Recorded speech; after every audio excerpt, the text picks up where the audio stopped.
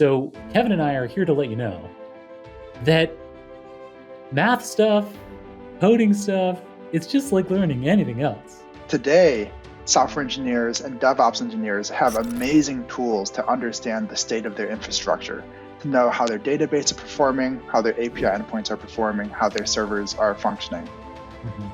Incredible amounts of visibility, and we call this observability. I never thought of myself as a sales engineer, but I might just change my LinkedIn title to that, because that is a perfect description of what I do on a day-to-day basis. Kevin, welcome to the Super Data Science Podcast. It's awesome to have you here. Where in the world are you calling in from?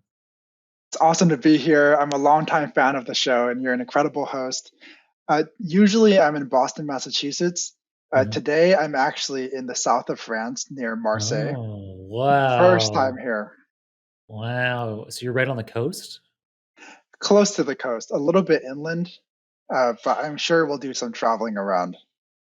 Cool. And I guess, so we're recording in December and it'll still be winter when this episode comes out. It's warm down in the southern France at this time of year. Is it still, or is it a little bit chillier? It is definitely warmer than Boston when I left, which isn't saying that much. No, but let's just say that when I went on a hike earlier today, I had to take off my jacket, which is, a good Nice. benchmark. You got lots of fun outdoors things to do there. We were just walking around the town, and suddenly we come across like ancient Roman ruins right next to a cave. You keep walking, you see olive trees, and it's like, what is this place? It really is as beautiful as people say. Yeah, it's a beautiful part of the world. All right. So, Kevin, we could talk about Southern France all day, but I would love to talk about your startup, Metaplane. So, you co founded it and you're the CEO. You founded it in 2019, and it's backed by some really great organizations. So, you're a Y-Combinator company. Maybe later on, if we have time, we'll talk about that Y-Combinator process. You're also backed by Flybridge and the founders of a bunch of really big data startups like HubSpot and Clearbit. So clearly, in just a couple of years since you founded, you're doing a lot of things right. The area that you're in is data observability. So you're building tools for anybody who's had data quality issues.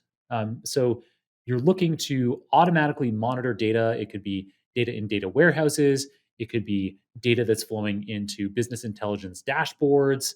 I guess you're just monitoring data flows, and then you're alerting people when things go wrong. Is that right? That was an excellent pitch. I cannot do it better than that, but I can maybe tell you a bit of the story behind why this problem matters. Nice. The issue, well, imagine you're a software engineer. 10 years ago, if you're building an app, you might put your Rails app on an EC2 box somewhere, put a heartbeat check to make sure that it's up, call it a day. But today, software engineers and DevOps engineers have amazing tools to understand the state of their infrastructure, to know how their database is performing, how their API endpoints are performing, how their servers are functioning. Incredible amounts of visibility, and we call this observability, because software engineers can understand at any point in time the state of their infrastructure.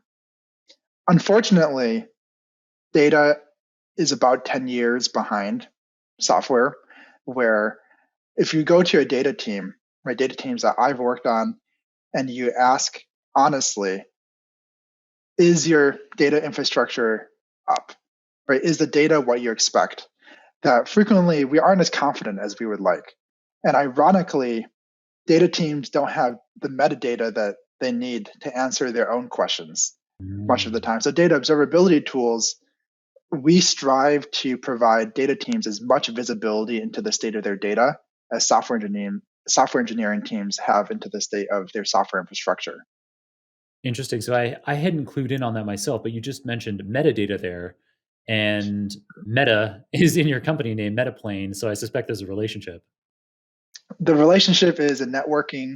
You have a distinction between the data plane and the control plane, and we want to be Mm. the metadata plane. Ah, Uh, cool. I thought it might be something kind of like a metaverse, but Unfortunately, not. when I first saw your company name, like that you were using meta in that kind of sense, but now I see it's associated with metadata, which meta is being used in that kind of metaverse sense of being something adjacent to. So I think that that's the Greek or Latin basis of that kind of meta. So data is, when you have an audio file, the information that allows you to listen to the track is the data, and then the metadata is when was this track recorded, and who recorded it, and so you're appending on lots of other metadata that allows us to have some confidence about that data. Exactly. And unfortunately, we couldn't get meta.com. I don't think anyone can get it at this point, but we were there with the name before Facebook was. Yeah, Uh, yeah, yeah. it's That's a great description of metadata. Where imagine if you're a data team at an e-commerce company, right? All of the other teams, the support teams, the marketing teams, they have data about their customers, their orders, uh, and when they signed up. The data team wants to have metadata about, okay, this is how many tables exist, this is the dashboards that are being refreshed, and the data that's being used by your end users. And that sort of metadata, believe it or not, is actually quite hard to come by.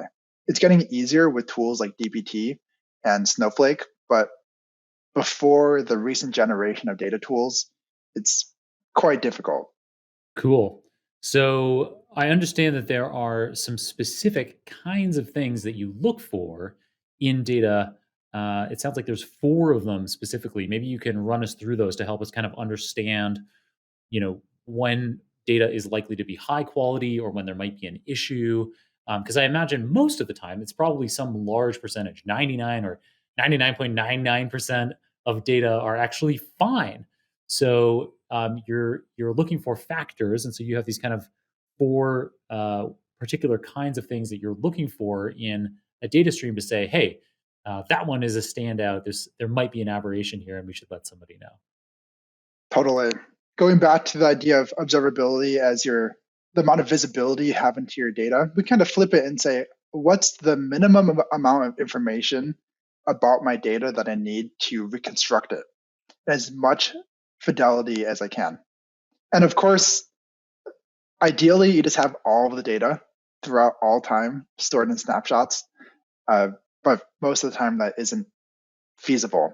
So the way we like to think of it is to boil your data systems down into four buckets. One of them is metrics, describing the internal characteristics like statistical distributions of your data. One of them is metadata, which describes more structural characteristics of your data, like what is the schema, the number of Um, rows, the freshness. Um, then we have lineage, where you describe how one piece of data depends on another piece of data. For example, if A, B, and C were used uh, as inputs to a derivation for F. And then logs, which describes interactions between systems, whether it's like a transformation pipeline or end users of the data with the data itself. So with the catchy acronym MMLL, we try and describe, okay, internal and external characteristics and internal and external interactions with the data. Nice. Somehow I missed one of the M's as we went through. I got metrics, lineage, and logs, and those all made sense to me. What was the other M? Oh, Uh, metadata itself? Metadata itself. Yeah, yeah. Okay, got it. Cool. All right. So now I have an understanding of what data observability is and specifically Metaplane's approach. Do you have one or two examples that you can give us, use cases of where clients have used Metaplane and that's improved, their productivity or their client's experience or something like that? Definitely. One of the beauties of working in data is the tools that you build are applicable across industries. A table is a table is a table. So some of our Totally. customers range in size from 10-person companies to 10,000-person companies and across verticals like healthcare, fintech, e-commerce, B2B SaaS. And to give you one example, one of our customers, an e-commerce company around 1,000 people, due to the AWS outages last week, had a major freshness issue where none of their tables and none of their reports were being updated. And Metaplane was actually the first to notify them, hey, this data is not fresh and is getting more and more stale by the hour. So we have some anomaly detection on our end that tries to take trends and seasonality into account and to be almost like a first alert system for this team. That was like a all hands on deck code red issue. Another example is one of our B2B SaaS customers had an upstream engineering team change some of the instrumentation on their events and made it such that a lot of the product usage activity that they were sending to their sales and marketing systems were way skewed. This is very insidious because you will not be able to catch this unless you're staring at a table all day, which I hope no one is. Let Metaplane do that for you. But we track like the main. Yeah, No like one does. It's the kind of thing you're in a lot of situations, until companies like yours have come around recently that allow us to have these systems flagging for us when there's an issue. That would be the only way. We kind of just trust that everything's in place, and you don't find out until something goes really wrong downstream. And this was okay in the old world of data when data was used primarily for reporting for executives. But nowadays, data is used everywhere throughout organizations, whether it's AI, ML, and data science, to powering product experience, to even sending the data back to the customer. Right? The stakes are so much higher. We make so many more data assets, whether they're tables or downstream dashboards, that no one can audit everything. So with a ballooning number of assets, a ballooning risk, let machines do it for you. Come on. Cool. So I understand how you're observing data and then looking for anomalous events. That makes sense to me. And you have your 4 ways that you're looking for anomalous events. That makes sense to me. What do you do when you actually identify the issue? Is it like an automated phone call or an email, or do people kind of have their choice? The first thing we do is try to give our users as much information as possible as they need to prioritize. Right? Not everything will be a code red issue, a P0. Right. So there's like priorities, right? Exactly, like P0, P1. Got it. Exactly. So we try and have the downstream lineage to BI tools and other downstream tools to tell you, okay, this table is not fresh and it's being used by these 5 dashboards that are used by executives every day, to give you a sense of the impact. And these are the upstream tables and sources to give you a sense of how you could possibly address the root cause. So you just try and get in front of a human and give them as much information as possible. We're looking into doing some more automated remediation, but that's a pretty hairy problem. Yeah, that sounds like it. That would be, I mean, even if you can crack it in a small number of frequently occurring situations, which I'm sure is where you're looking, that would be a big win. Super cool. All right, so I love what you're doing, Kevin, with your company. Metaplane sounds like it can make a big impact on people's data businesses. I'd love to get a bit into your background before this. So you founded this company in 2019, and we're going to get to your transition into founding it.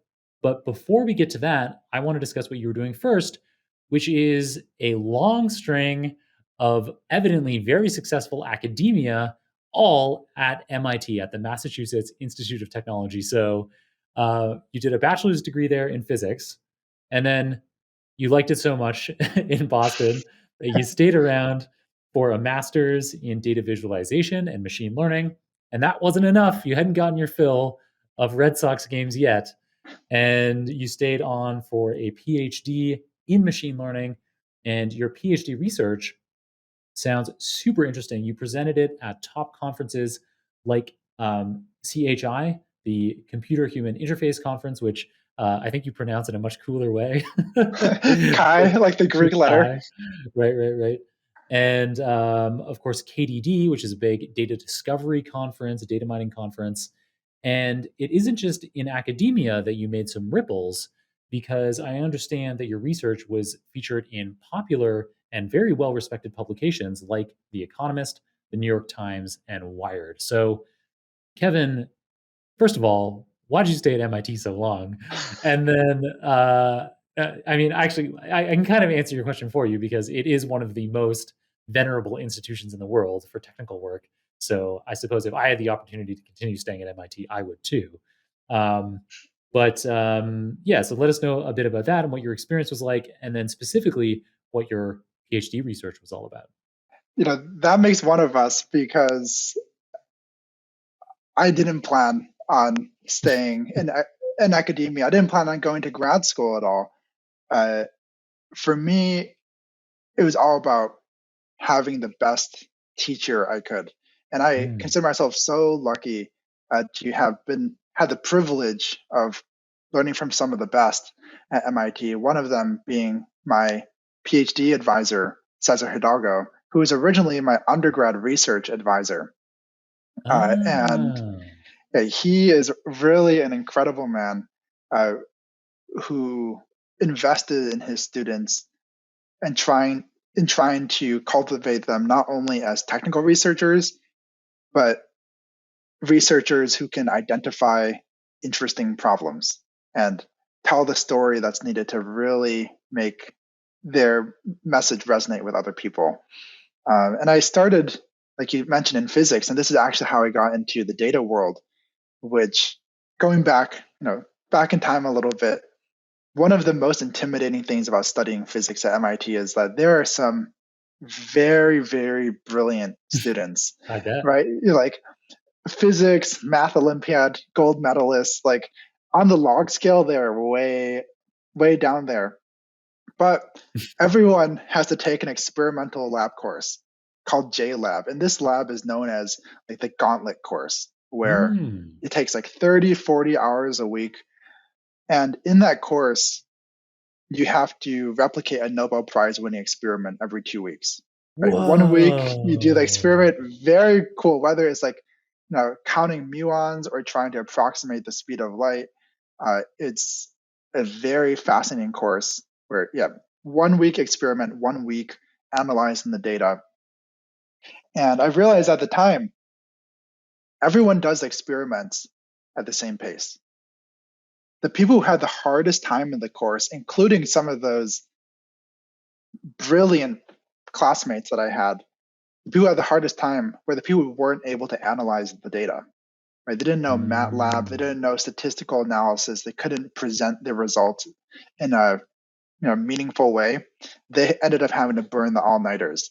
So with that happening, and my sister getting her PhD in neuroscience at the time, she said, Oh, no yeah, kidding. she studied fish cichlids at Stanford. No kidding. That's cool. She's awesome. She spent 5 years collecting data, and at the very last year, she was like, "Kevin, can you help me analyze some of this?" And I was like, "How insane is it that some of the brightest minds in our world are bottlenecked because they can't analyze Yeah. data when they can otherwise articulate the problem?" Yeah, you know what, Kevin? I had a really similar experience. So, doing my PhD at Oxford, I decided right at the beginning to specialize in machine learning. So, I also, like your sister, I did a neuroscience PhD, and lots of my colleagues did very specific lab-based things like, putting a recording electrode into a ferret's brain and monitoring its activity as it runs around, or um, growing some kind of cell in a petri dish. And I was like, well, those aren't super transferable skills. If I become an expert at machine learning, at managing large amounts of data, identifying patterns in data, was like, even if I don't stay in academia and decide that I want to be growing cells in a petri dish forever, this is going to be a a highly transferable skill. And exactly like what you're describing, I was surrounded by people whom I looked up to so much, these amazing researchers who would come by my desk and be like, look at this plot. Like, I've got more, like, this one is higher than the other one. Like, I can see that. But I don't know what statistical test I can use to prove that. And so I got a lot of papers out of my PhD, and a bunch of them I did like a couple of days' work on the That back of years of somebody's research, just like you're describing with your sister, where they spent years designing an experiment, collecting the data, and then at the end they're like, I think there's like this interaction between these two things, and like I don't know how to model that. And I'm like, I can do that. Yeah. it sounds like you made the right call, both with machine learning as a subject and the transferable technical skills. I'm wondering, like, why do you think this skill set of being able to reason statistically and code is so rare amongst people who like obviously can do it, can obviously learn how?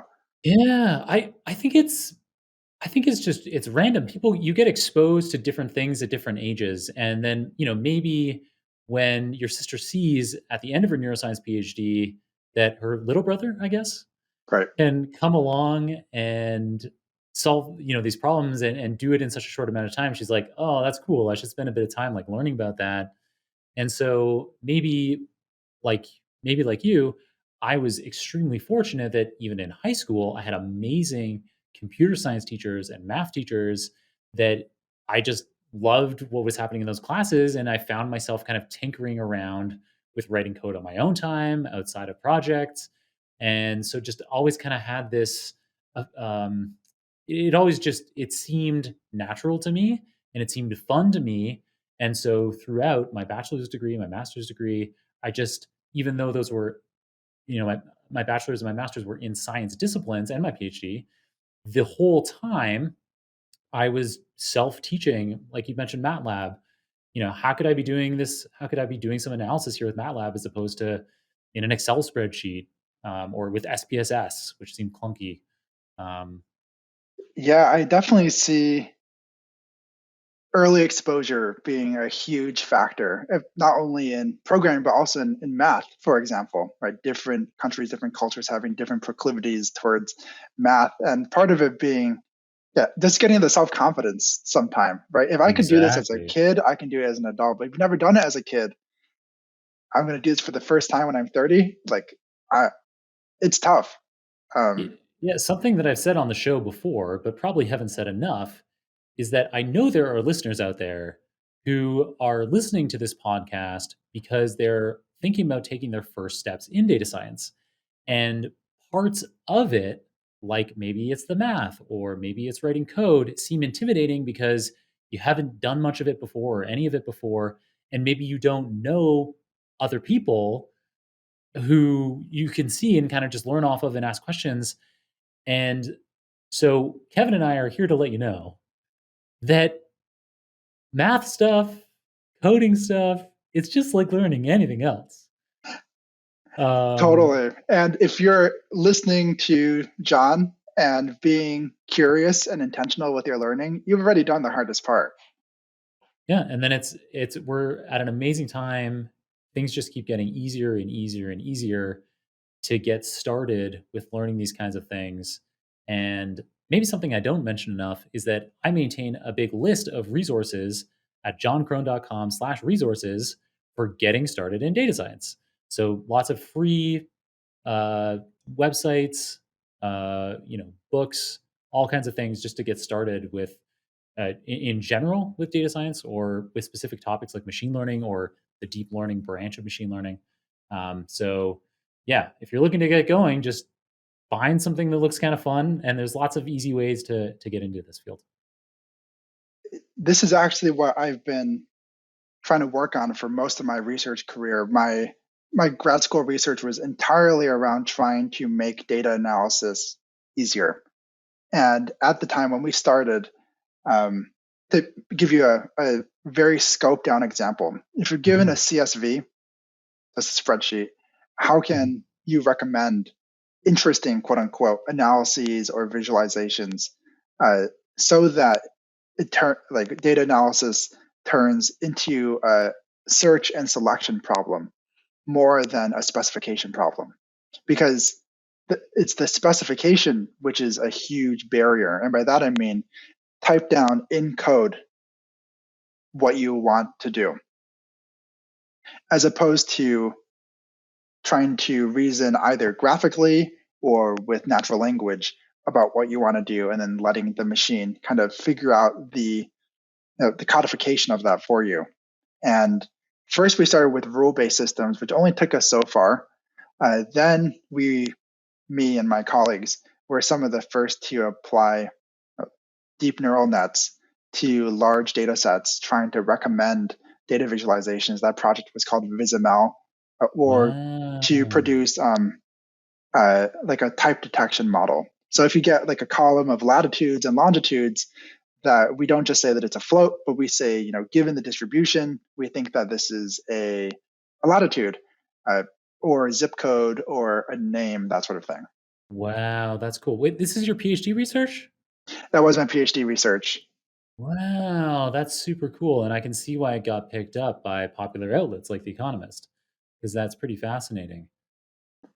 Yeah, we were super lucky to work on these topics, uh, and for my advisor to give me really the latitude and support to work on these topics as well. Amazing.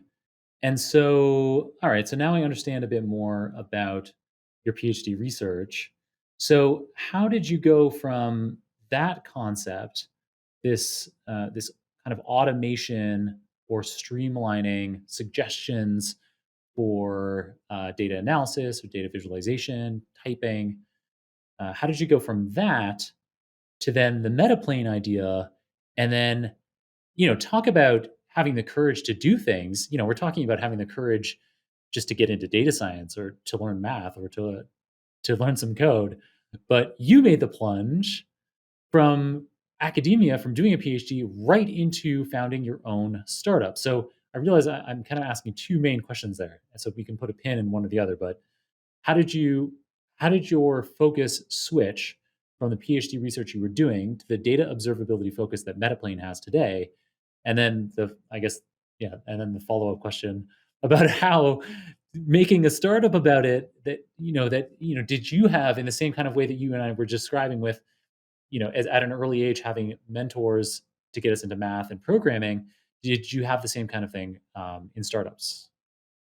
There's there's a lot of talk in the software world about 10x engineers, engineers who are just Right. prodigiously more productive. And I don't know if that's entirely true, but I someone told me once that the easiest way to be a 10x engineer is to help 10 people be 2 times better.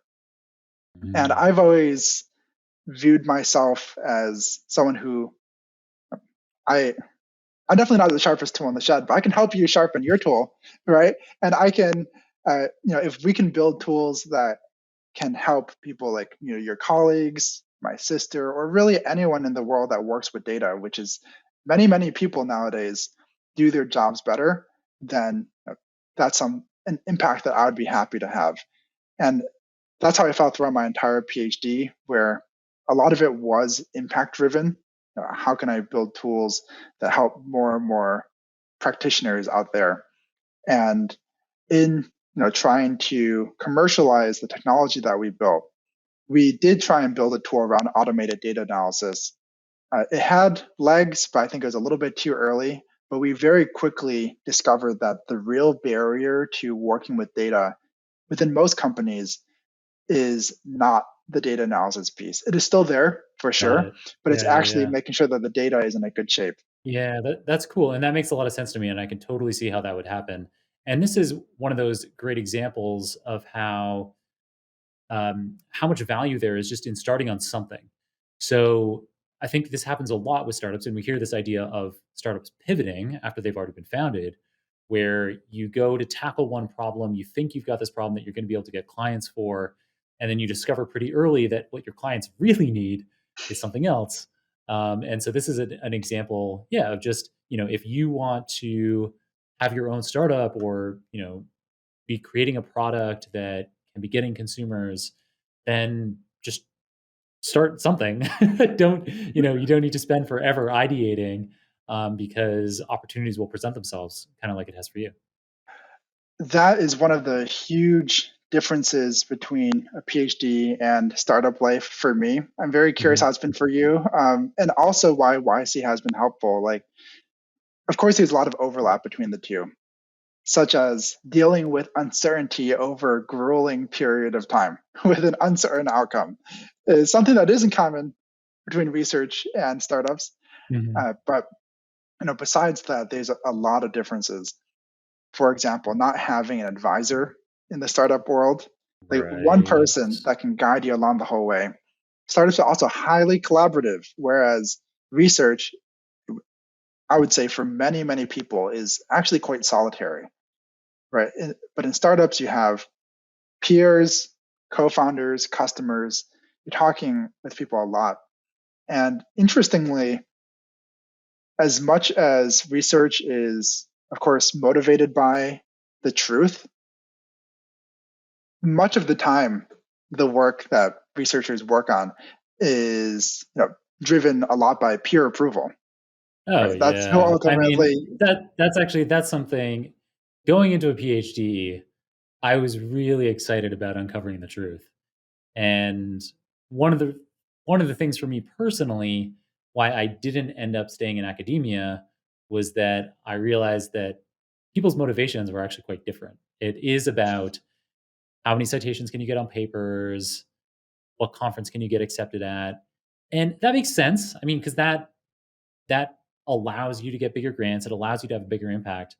Um, but yeah, it's amazing how much, I think, from the outside, for listeners out there who haven't done a PhD, who haven't gotten deep into academia, it's very easy to see it as kind of like this kind of pure investigation, but really it's a lot of chasing. Oh, like, what's getting a lot of citations?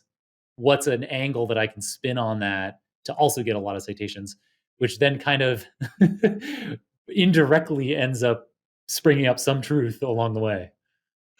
Yet another case where frequently the the proxy you use to measure what really matters ends up Right. becoming the goal, Right, right, right, right? right, right. Exactly. Like, That's right. yeah, it's yeah, that's a whole nother conversation, another hour for us to talk about, yeah, the impact of prestige seeking mechanism status in Mhm. academia. Um, Ironically, startups, as much as there is a capitalist motive, there is also a source of truth, which is the customer need, right? It Totally. doesn't matter how charismatic you are, how beautiful the story is, or the Right. technology. If it doesn't solve a customer problem, it is not useful. And Yeah. that's where, like you said, pivots are almost inevitable. Mhm. And to circle back on something, it is interesting now that you mention it. I haven't thought about it this way before, but the real-time economy and being able to get sales is actually much more the truth, the reality, than a lot of the truth that you're uncovering with science. And I hadn't noticed that before. But with science, you can, those kinds of things that you mentioned, like charisma, presentation style, writing capability, can end up being a much bigger driver of success than the actual truth uncovering. And you can't get away with that in commerce. Anyway, yeah, One good proof point to back up that argument is, if you're a scientist and you won a Nobel Prize, that is an amazing predictor of future citations, regardless of how high quality those papers are. But in the startup world, if you exited one company and like you sold it or it went public, it's actually not that great of a predictor of the success of your second company. And so interesting. there's almost like this independence that goes on, um, that at least removes the effect of the shine. Let's just call it that. Right, right, right. So here's another example related to Nobel Prizes that I learned about recently. So the Nobel Prize committee, at some interval, they publish historical decisions. So it's nothing recent, but in the last year, for example, they published a bunch of decisions that they made in the mid 20th century and earlier. And so the kinds of people that were on the Nobel Prize committee were people like Albert Einstein, who were these extremely well known, themselves already Nobel Prize winners. And The Economist did a really interesting graphic in a short article on they have this like graphic detail that's always the last page. Well, the last page is always um, a um, an obituary, but the page before that is what they call graphic detail, and it's a really interesting graphic. And so they did a visual of Nobel Prize winners and how they might have been nominated for a decade, but they didn't win the Nobel Prize until someone like Albert Einstein, a really prominent person, came along and supported the nomination. And then all of a sudden, everybody changed their mind, and everyone was like, "Yeah, yeah, yeah, yeah, yeah. That person is really good. We should give them an award." So it's like a perfect example of how it isn't to do with the truth, but it's like it's kind of just Albert Einstein's opinion, really, that's driving who's getting the Nobel Prizes. The brightest, most rational minds in the world, right? Subject to such herd behavior. It's really that I got to look up that graphic. Yeah, it's good. I'll try to find it and put it in the show notes for everyone. Um, that's gonna be a fun one to try to dig up. In fairness to them, if Albert Einstein told me to do something, I would. If he told me to jump, I would ask how high. I've got these anti-gravity, these relativity bending boots that I'd like you to put on, Kevin. It's totally gonna work. Why don't you I'll do it do that. yourself, Albert? I'm too old. Just shoot me up, beam me up. Nice. All right. How did we get here? All right. So we were talking about differences between academia and startups. You were talking about 10xing by being a 10x engineer, by 2xing 10 people. Yeah, I guess we were, and we kind of identified the flip from what you were researching in your PhD and how that uncovered that there was this data observability problem. Okay, but then let's go from there. So you've identified there's this data observability issue. You hypothesize that people would be willing to pay for solutions. Then what? What did you do next? Then we are in the stage that we are in now, where we try to grow like crazy. Where But I mean, so what about you had Y-Combinator in there. You had I mean, there how must have could I been some forget? early proof of concept or something. How did that unfold? You didn't just jump to now being funded by these amazing people and having amazing clients. There's a little bit in between, The, surely. the Y-Combinator was an amazing experience. I did skip a few steps there. One of them was getting the support of amazing angel investors who I liken. If you played Warcraft or RuneScape, when you leave the tutorial, you're wearing like cloth clothing, you're level 1, and then you encounter people who are level 99, and they drop an item that is useless to them but is the most valuable thing in the world to you. And that's how I view the advice from some of our angels, where they can dispense that all day, but it's so hard won. And if you're open minded about it and it comes to you at the right time, it could really change the trajectory of your company. And Y Combinator was an example where you can get that kind of advice really distilled in one point in time. And they injected some urgency behind your company. So every week for 3 weeks, they ask, what is your KPI? How are you tracking against that? And then Right. what's your goal next week? And one of the best parts, I would say, is related to your comment before about pivoting, is hearing from the founders of successful startups like Airbnb and Segment, for example, about how they build their companies. And the answer is that there's no one right way. The Airbnb founders, the Coinbase founders, they had a vision and they executed on it straight through to the end, from the garage days to IPO. Other founders like the Segment or Amplitude, founders, when they went through Y Combinator, they were building completely different types of companies. I think they might have both been ed tech companies, and now they're highly successful or public companies. Amplitude is public, Segment was bought for a very large sum. So I think in both cases, it's knowing the founders had an amazing taste for when they were onto something and then when they should put the pedal to the metal. For us, it was similar. We did pivot around quite a bit, and it was painful for sure. It was very painful. We were lucky to have the support of amazing investors and colleagues. So that finally, when we're solving a problem which we feel has some meat to it, data observability, we know that the product we have solves a real customer problem, and we know how to reach those customers. And the goal is, how do we bring data observability to 10,000 companies as fast as possible? Cool. That is amazing. So yeah, it sounds like Y Combinator was a hugely valuable experience. So did you apply while you were still in your PhD, or was that shortly after? I've applied 4 times. No And kidding. at first I thought that was a lot, but I've talked to people who have applied upwards to 10 times. Right, right, Uh, right. so it was shortly after the PhD. And finally, I think we were onto something and were committed full time to it, and we were able to get in. Super cool. And so that was in the winter of 2020. So I guess everything was remote. We were the notorious COVID batch where COVID was started.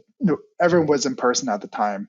At the time, and all previous batches, you fly to the Bay Area Right. and meet every week in Mountain View. Nowadays, it's fully remote, and COVID started getting very, very serious. Well, in the world before then, but in California at least around March.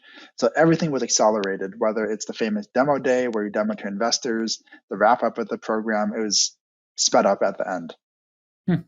So now it's still remote. Why all Y Combinator classes are still remote? I think so.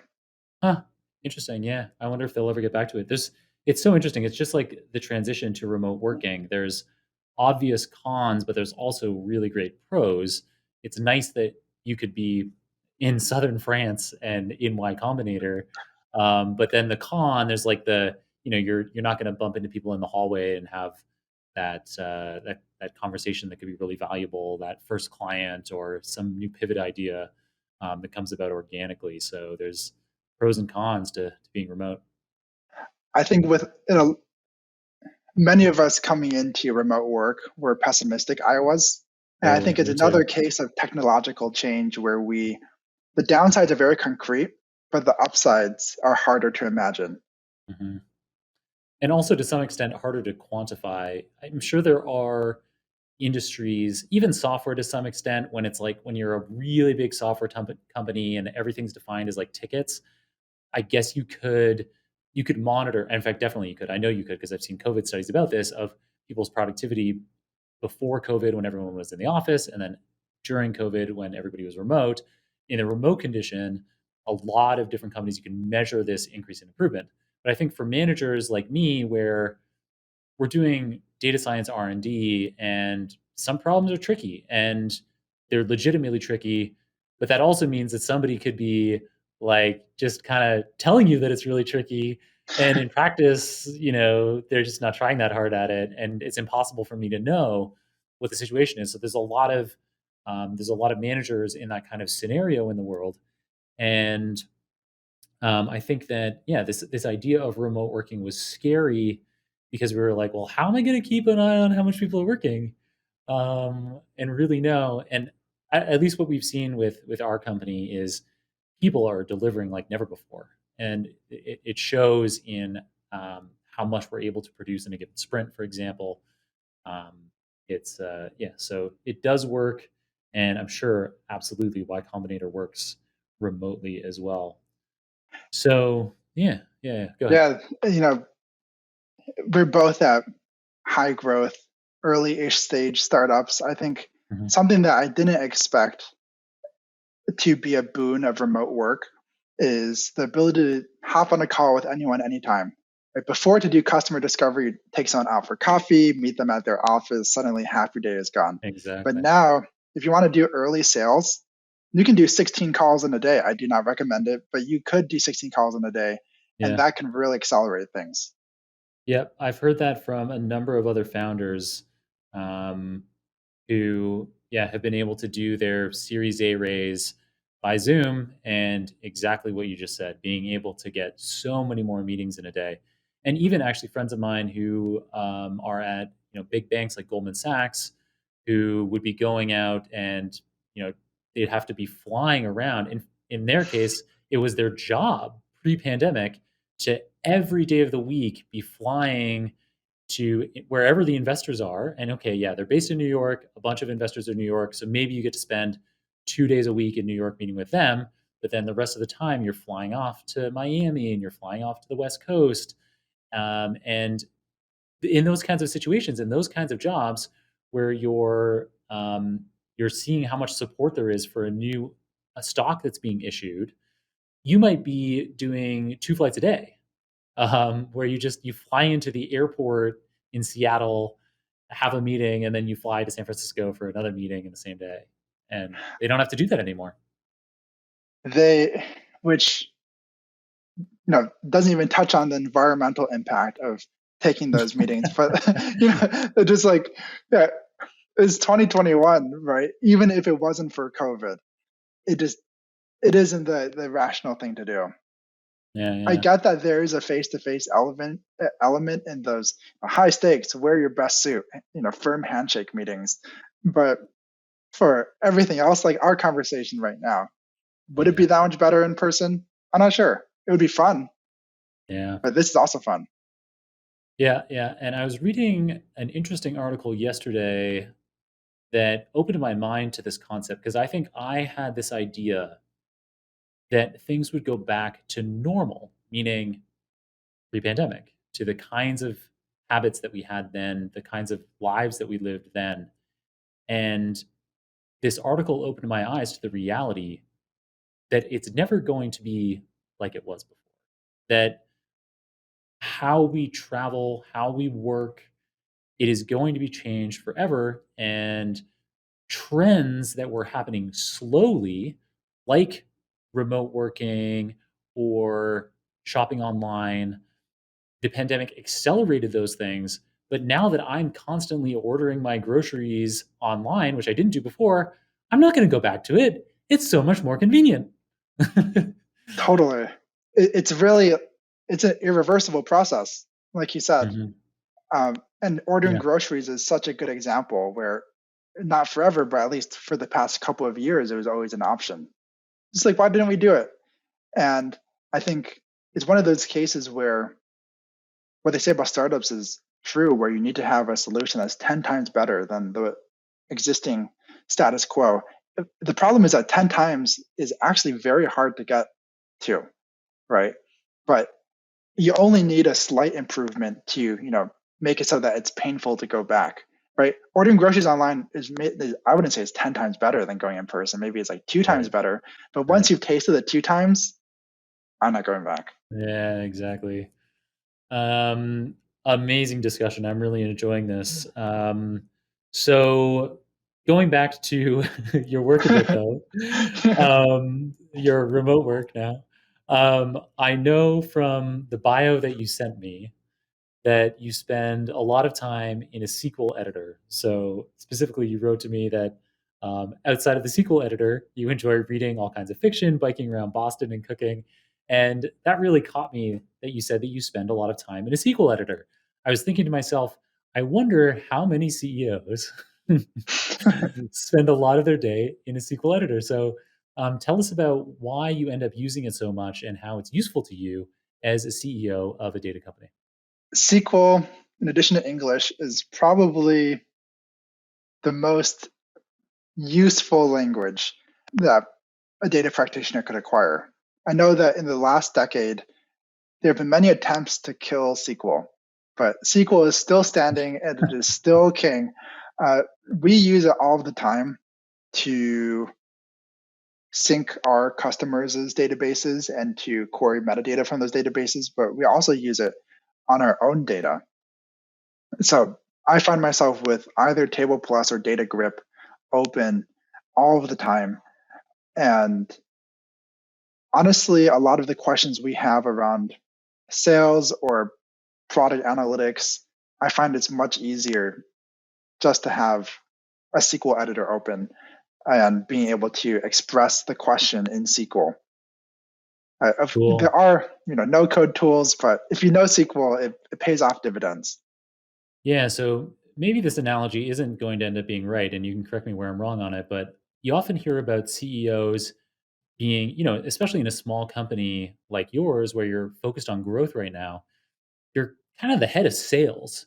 And by having access to SQL and being able to look at your customer data really quickly, being able to look at data from your product really quickly on your own without depending on anybody else, that probably it's kind of like being like a sales engineer. Like you're this advanced sales practitioner that has access to sophisticated data tools in order to be able to do your job better than a salesperson that would have to rely on somebody else. So instead of being in a few minutes able to run a query, that salesperson who doesn't know how to do the SQL query has to rely on some analytics team or BI team to report to them, and it might take days or longer, and they might not get exactly what they were looking for. That's I never thought of myself as a sales engineer, but I might just change my LinkedIn title to that because that is a perfect description of what I do on a day-to-day basis. Uh, it's I think being able to make decisions based on business data. Of course, most of the most important decisions won't have data to back it up, but at least many like micro decisions, I would say, do have data to back it up, and being able to retrieve that quickly is a huge boon. Very cool. Are there any other tools that you use on a daily basis? My, Um, yeah, my handy dandy Jupyter notebook. I nice. Yeah. basically have localhost port 8888 open all of the time. I would, you know how it is. Uh, Anything that you cannot express in SQL is whip out Python, got your pandas, NumPy, Altair. I love Altair for data visualization.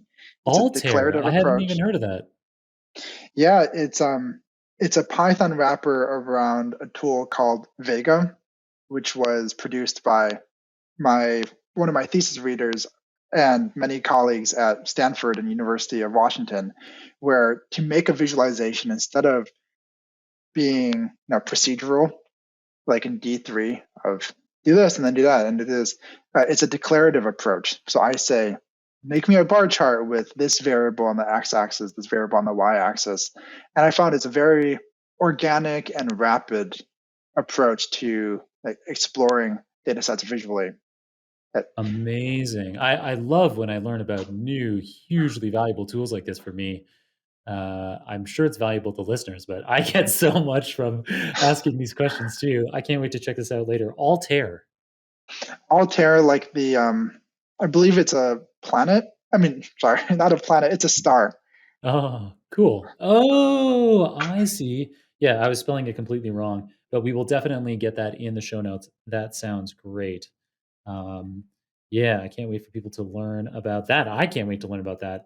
So yeah, you're using Jupyter notebooks for anything that you can't be doing in SQL, and Altair for visualization in Python has proved particularly useful for you. I love that declarative way of creating plots. And then when you are using SQL, you love working with Table Plus and Data Grip. I'll be sure to get all of those in the show notes. Very cool. All right. So you can't be doing all of the engineering, including the sales engineering, on your own, Kevin. You have a growing company. I know that you're hiring software engineers and data engineers right now. What do you look for in the people that you hire? We look for intentionality.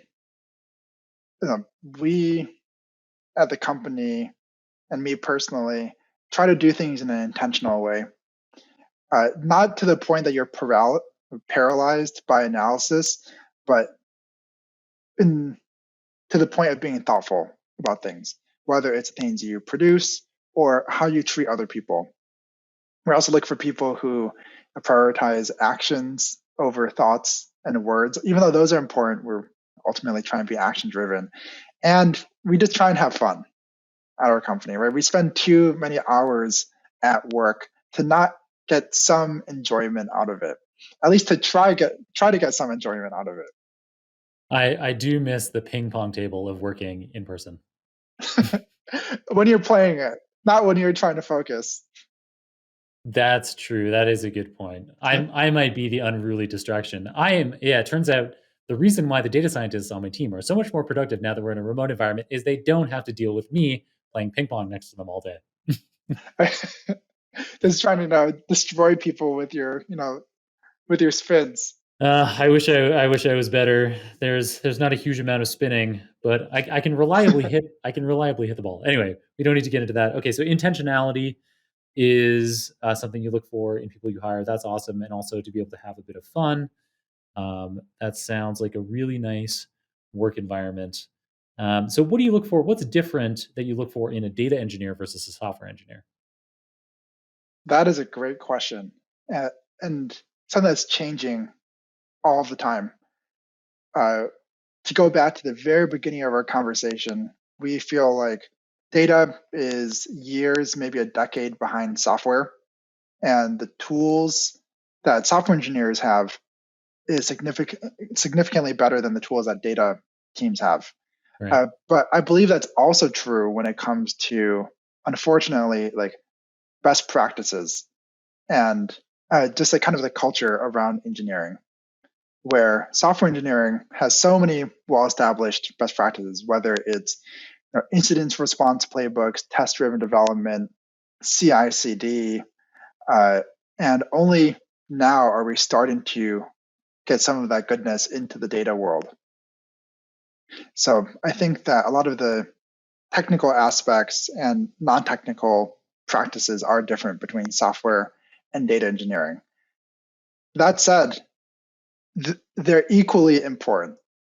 And software might be a bit ahead in terms of its adoption across companies in the world, but very soon data will be used across verticals, across sides of the companies. We see that in our customers. And honestly, data is a production system, right? When data goes down, the company can sometimes grind to a halt, and we aren't treating it that way today. Really great explanation there. Nice that you tied the program back from the beginning in describing how tools are ahead for software engineers relative to data engineers. That's my job as a sales engineer. Nice. So I only have one last question for you, which is, do you have a book recommendation for us? I do, and I can't stop talking about this book. Shout out to Matt Housley at Ternary Data for recommending it to us when we grabbed coffee in Boston. It's called Newton and the Counterfeiter. So Isaac Newton, physicist, inventor of calculus, believe it or not, spent the last 30 years of his life not as a scientist, but as master of the Royal Mint.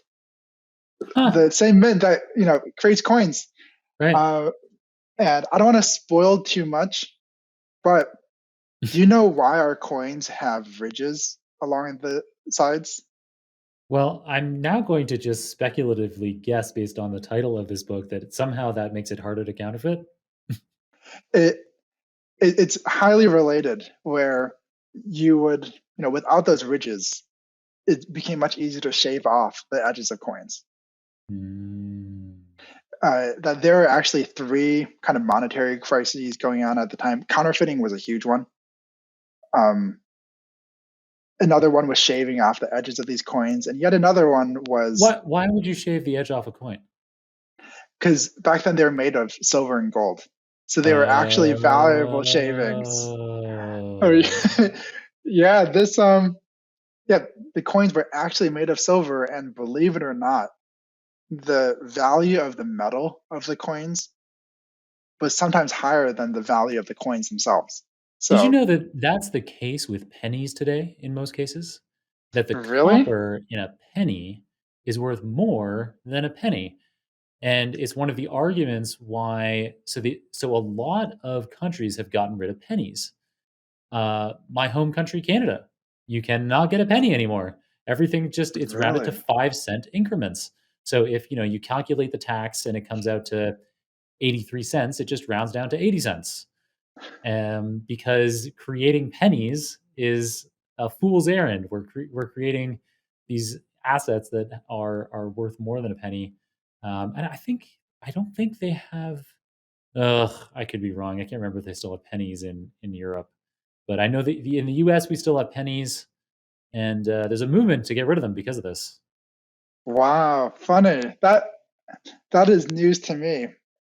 So I guess some of the struggles that Isaac Newton had to deal with uh, still affect us today. And Mhm, what I love about the book, related to your audience, is when he came to the Royal Mint and tried to optimize the production processes mhm, mhm. because England was running out of money. He took a very data-driven approach to the process. Cool. Isaac Newton was a smart guy. Who would have thought? Yeah, yeah, yeah, yeah, yeah.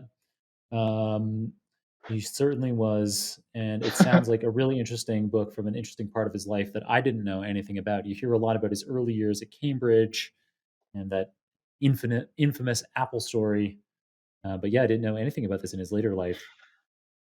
It's he yeah. uh, It sounds like a he good instance of somebody who was quite brilliant and well known in their day, who sounds like based on this job, they might have also been rewarded nicely for that, which sometimes you hear the opposite, like people like Nikola Tesla, who like really struggled through despite being so brilliant. Anyway, you were about to say something and I spoke over you. Oh, no, you're exactly right. I think he did get a cut of the master of the mint, I believe, did get a cut of the amount of money that was printed. So I Mhm, think Isaac Newton, he wasn't that bad off as a professor, the most famous professor at the time, but mhm. he definitely died a rich man. There you go. I guess it's better than dying a poor man. So yeah, you don't get to enjoy your fame posthumously or your wealth posthumously. All right, awesome. That is a really cool book recommendation, Kevin. So you clearly are a brilliant guy. I have loved the way you have communicated so many interesting concepts so clearly today. I'm sure there are listeners who feel the same way out there.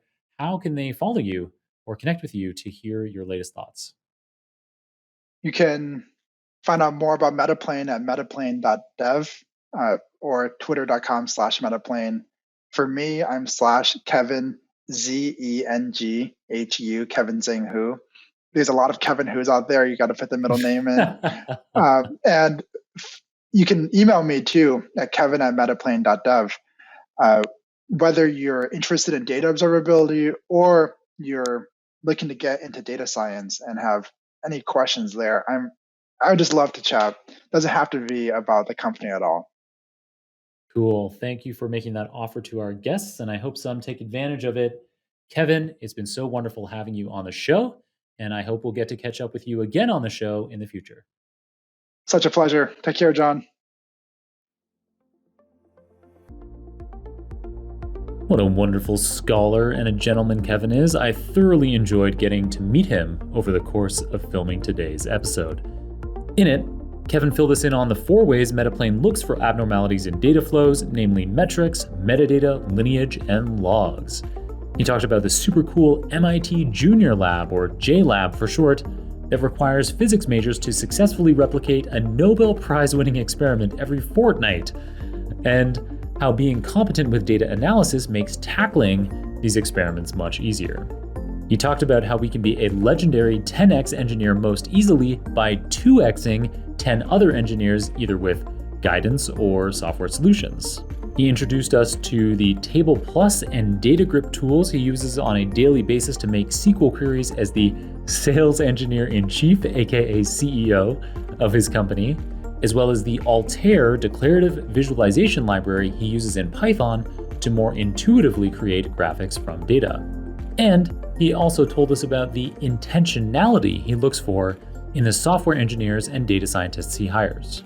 As always, you can get all the show notes, including the transcript for this episode, the video recording, any materials mentioned on the show, the URLs for Kevin's social media profiles as well as my own social media profiles at www.superdatascience.com/541. That's superdatascience.com/541. If you enjoyed this episode, I'd greatly appreciate it if you left a review on your favorite podcasting app or on the Super Data Science YouTube channel. I also encourage you to let me know your thoughts on this episode directly by adding me on LinkedIn or Twitter and then tagging me in a post about it. Your feedback is invaluable for helping us shape future episodes of the show. Finally, we've prepared something new for you. If you'd like to check out a detailed spreadsheet of all of the book recommendations we've had in the 500 plus episodes of this podcast, you can make your way to superdatascience.com/books. Thanks to our podcast manager, Ivana, for dutifully maintaining this epic directory and now publishing it online for everyone. All right, thank you to Ivana herself, Mario, Jaime, JP, and Kirill on the Super Data Science team for managing and producing another awesome episode for us today. Keep on rocking it out there, folks, and I'm looking forward to enjoying another round of the Super Data Science podcast with you very soon.